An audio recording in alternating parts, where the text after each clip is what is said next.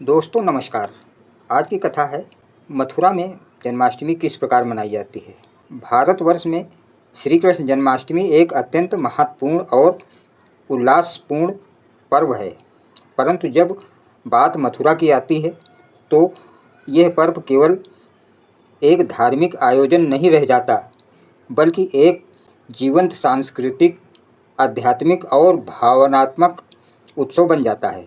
मथुरा भगवान श्री कृष्ण की जन्मभूमि है और जहाँ जन्माष्टमी का उत्सव एक अद्वितीय भव्यता, भक्तिभाव और रंगीन परंपराओं के साथ मनाया जाता है। इस लेख में हम विस्तार से जानेंगे कि मथुरा में जन्माष्टमी कैसे मनाई जाती है, किस प्रकार की तैयारियां होती हैं, कौन सी परंपराएं निभाई जाती हैं और यह सब किस श्रद्धा और उल्लास के साथ होता है। भगवान श्री कृष्ण का जन्म भाद्रपद मास की कृष्ण पक्ष की अष्टमी तिथि को आधी रात के समय हुआ था। श्री कृष्ण का जन्म मथुरा नगर में कारागार में हुआ था। उनके माता पिता वसुदेव और देवकी को कंस ने कारागार में बंद कर रखा था। उस रात जब श्री कृष्ण प्रकट हुए, मथुरा में देवी चमत्कार घटे। पहरेदार सो गए, द्वार खुल गए और वासुदेव उन्हें यमुना पार गोकुल ले गए। यही पवित्र प्रसंग ही जन्माष्टमी का मूल है, जिसे मथुरा में अत्यंत भक्ति, नाटकीयता और आध्यात्मिकता के साथ मनाया जाता है। मथुरा में जन्माष्टमी केवल एक दिन का उत्सव नहीं होता, इसकी तैयारी महीनों पहले शुरू हो जाती है। नगर के प्रमुख मंदिर जैसे श्री कृष्ण जन्मभूमि मंदिर, द्वारिकाधीश मंदिर, गोकुलनाथ मंदिर, विश्राम घाट आदि विशेष रूप से सजाए जाते हैं। मंदिरों में विशेष रंग रोगन सजावट और रोशनी होती है। सड़कें, गलियों और चौक इंडियों, फूलों और लाइटों से सजाए जाते हैं। सांस्कृतिक समितियां विभिन्न नाट्य मंडलियों को बुलाकर झांकियों और रासलीलाएं आयोजित करती हैं।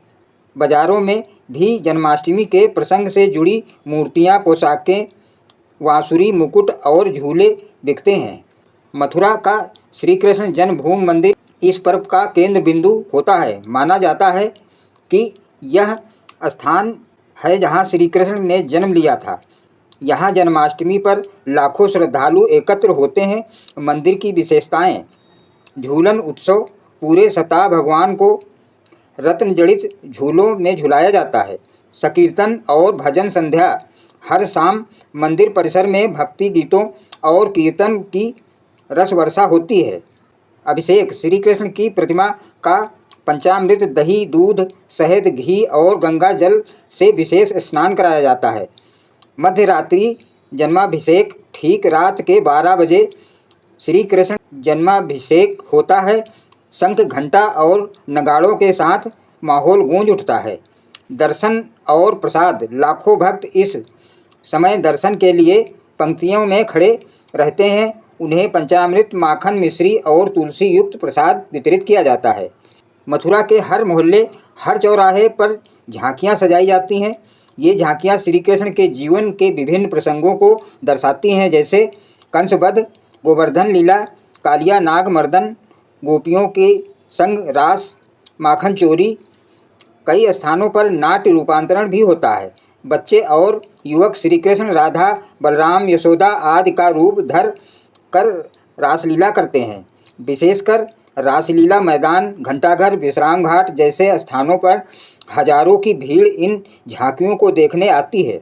कई मंदिरों और सांस्कृतिक मंचों पर श्री कृष्ण के जन्म की पूरी कथा को नाट्य के रूप में प्रस्तुत किया जाता है। इसमें देवकी वसुदेव का कारागार दृश्य, कंस का आतंक और 8वीं संतान का भय, श्री कृष्ण का प्राकट्य, हाथों में बांसुरी, मुकुट और 4 भुजाएं, वासुदेव द्वारा उन्हें टोकरी में लेकर यमुना पार गोकुल जाना, यमुना का विभाजन और अद्भुत चमत्कार। इन दृश्यों को देखकर भक्तों की आंखें नम हो जाती हैं और वातावरण पूर्णतया आध्यात्मिक हो जाता है। घर घर में बाल गोपाल को झूले में रखा जाता है और सजाया जाता है। लोग माखन, मिश्री, दूध, फल और मिठाइयों का भोग लगाते हैं। महिलाएं व्रत रखती हैं और रात्रि को 12 बजे आरती करके व्रत खोलती हैं। हालांकि दही हांडी महाराष्ट्र में अधिक प्रसिद्ध है, परंतु मथुरा में भी अब परंपरा जोरों पर है। विशेष रूप से युवा समूह गोविंदा पथक बनकर मानव पिरामिड बनाते हैं, ऊंचाई पर लटकी मटकी को फोड़ते हैं। इस मटकी में दही, माखन, मिश्री, सूखे मेवे आदि होते हैं। वातावरण जय श्री कृष्ण और गोविंदा आला रे के नारों से गूंज उठता है। श्री कृष्ण के जीवन में यमुना का अत्यंत महत्व है। मथुरा में जन्माष्टमी के दिन विश्राम घाट पर विशेष यमुना आरती की जाती है। दीपों से सजी यमुना नदी की लहरों पर बहते दीपों की रेखा अत्यंत मनोहारी दृश्य बनाती है। हर वर्ष लाखों श्रद्धालु मथुरा आते हैं, इसलिए पुलिस, होमगार्ड, विशेष सुरक्षा बल तैनात रहते हैं। सीसीटीवी कैमरे, बैरिकेडेड एम्बुलेंस और कंट्रोल रूम सक्रिय रहते हैं। तीर्थयात्रियों के लिए भोजन, जल और विश्राम के इंतजाम किए जाते हैं। नगर पालिका विशेष सफाई अभियान चलाती है। जन्माष्टमी की रात मथुरा शहर सोता नहीं। मंदिरों और सांस्कृतिक मंचों पर अखंड भजन संध्या होती है। शास्त्रीय गायन, तबला संगीत, बांसुरी वादन होता है। कीर्तन मंडलियां नंद के आनंद भयो, जय कन्हैया लाल की जैसे गीतों से वातावरण भक्ति सराबोर कर देती है। जन्माष्टमी पर घरों में और मंदिरों में झूला झुलाया जाता है। सोने, चांदी या लकड़ी के झूलों में बाल गोपाल को झुलाया जाता है। उन्हें 56 प्रकार के व्यंजन अर्पित किए जाते हैं, जिन्हें 56 भोग कहा जाता है। इनमें मुख्य हैं माखन मिश्री, दूध पेड़ा, मावे के लड्डू, धनिया पंजीरी, सूखे मेवे, फल, मिठाइयाँ, खिचड़ी, पूड़ी, हलवा आदि। मथुरा की जन्माष्टमी केवल स्थानीय पर्व नहीं, अंतर्राष्ट्रीय महोत्सव है। इस दिन भारत के कोने कोने से तीर्थयात्री आते हैं। विदेशों से भी श्री कृष्ण भक्त आते हैं।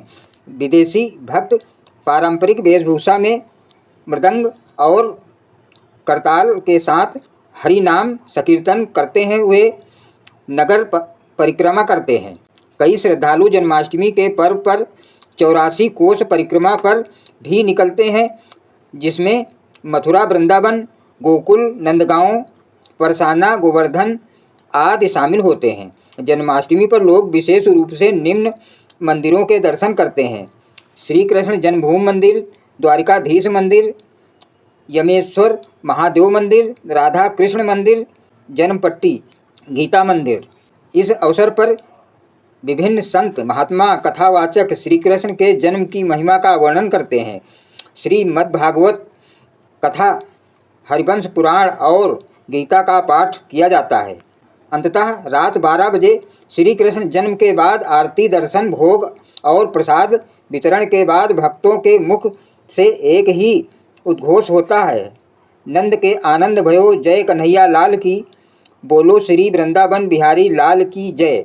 मथुरा में जन्माष्टमी केवल एक पर्व नहीं, एक जीवंत परंपरा है जो श्रद्धा, सांस्कृतिक इतिहास और भक्ति का अद्भुत संगम प्रस्तुत करती है। यहाँ यह पर्व आत्मा को श्री कृष्ण की लीलाओं से जोड़ता है और मनुष्य के सच्चे धर्म, करुणा और प्रेम के मार्ग पर चलने की प्रेरणा देता है। यदि जीवन में कभी मथुरा जाकर जन्माष्टमी का अनुभव नहीं किया है तो अवश्य करें। यह अनुभव न केवल आपकी स्मृतियों में अमिट रहेगा, बल्कि आपकी आत्मा को भी श्री कृष्णमय कर देगा। जय श्री कृष्ण। जन्माष्टमी की शुभकामनाएं। धन्यवाद दोस्तों।